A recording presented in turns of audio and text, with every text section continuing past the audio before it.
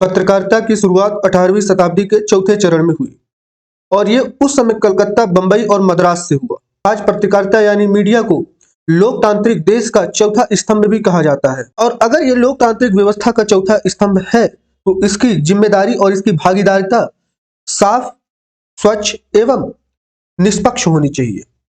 ये जो रिपोर्ट्स देते हैं या फिर जो इनके द्वारा खबर प्रसारित की जाती है वो निष्पक्ष होनी चाहिए, उसमें किसी भी प्रकार का एक पक्ष नहीं दिखना चाहिए।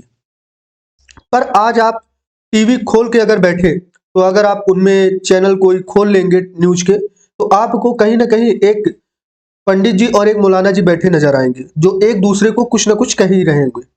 और अगर रही कहीं कसर बच गई हो, नॉर्थ कोरिया के चचा से डरा दिया जाएगा और अगर उसमें भी कुछ बच गया तो हमारे प्यारे पड़ोसी का नाम ले लिया जाएगा।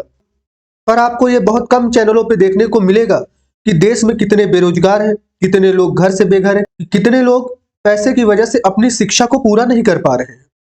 इन सब मुद्दों को उठाने से आज वर्तमान में लगभग तक सभी न्यूज चैनल बचते हैं, क्योंकि इसमें अगर वो इस मुद्दे को उठाएंगे तो कई लोगों की बातें इसमें सामने आ सकती है। तो वो वही मुद्दे उठाते हैं जिनमें लोगों को अच्छा लगे, देखने में अच्छा लगे। मिसाइल, रॉकेट, मतलब कई लोग उससे जुड़े रह सकते। एक तरह से पत्रकारिता को आज एक वॉर सीन कह लें कि अगर वो वॉर सीन दिखा रहे हैं तो मुझे नहीं लगता कि इसमें कोई गलत होगा।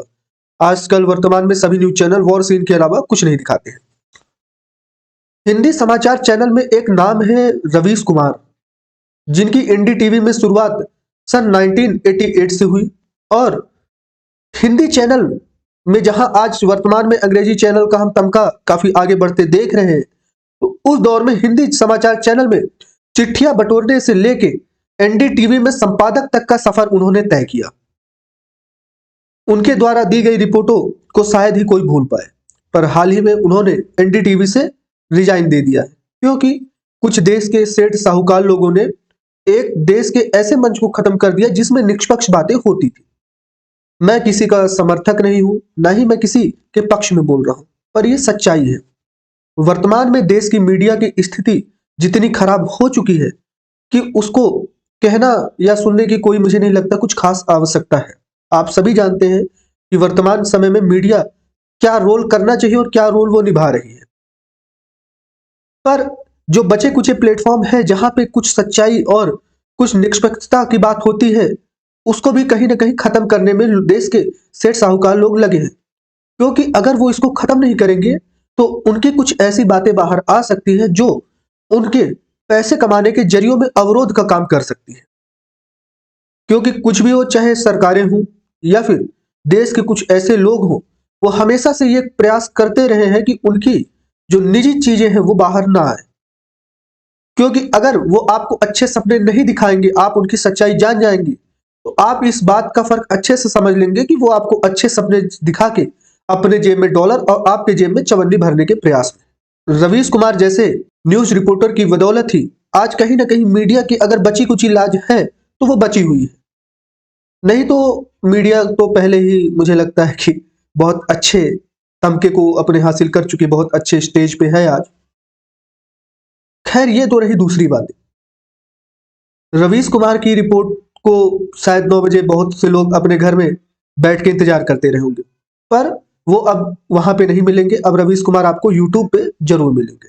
किसी प्लेटफॉर्म को तो आप दबा सकते हो, पर किसी की आवाज को नहीं दबा सकते। और ये चीज रवीश कुमार ने सच करके दिखाई है। उनको ये पहले से ही आभास हो गया था कि उनके चैनल पे अब खतरा आ चुका है, तो उन्होंने यूट्यूब पे अपना एक चैनल खोला और वहां पे नई पत्रकारिता की जर्नी शुरू करने के लिए वो तैयार हुए। आप लोग भी थोड़ा सा समझने का प्रयास कीजिए कि आपको क्या दिखाया जाता है और क्या समझाया जाता है। न्यूज रिपोर्टर और न्यूज चैनल में जो लोग आते हैं, जो अतिथि बन के आते हैं, वो सब एक स्क्रिप्ट का पार्ट होते हैं।